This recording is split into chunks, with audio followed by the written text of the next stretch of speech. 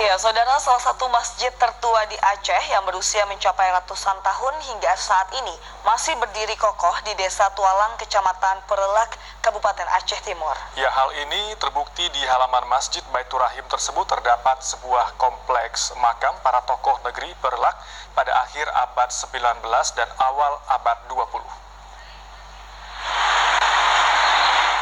Pembangunan pertama masjid ini menggunakan bahan kayu tualang yang banyak terdapat pada bekas lahan yang dipakai untuk mendirikan Kuta Tualang.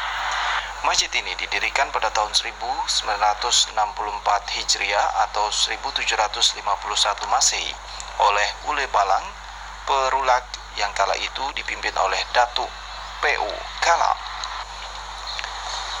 Di dalam masjid terdapat mimbar khutbah yang terukir kaligrafi berwarna kuning keemasan.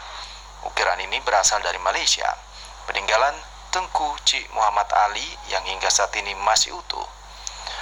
Luas Masjid Baitur Rahim 4.000 meter persegi, luas bangunan 486 meter persegi, dan daya tampung jamaah mencapai 600 orang.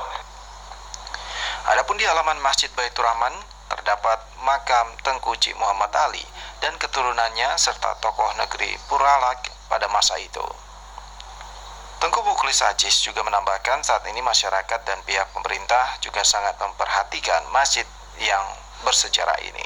Dari Aceh Timur, Said Maulana, TVRI melaporkan. Usai sudah kebersamaan kita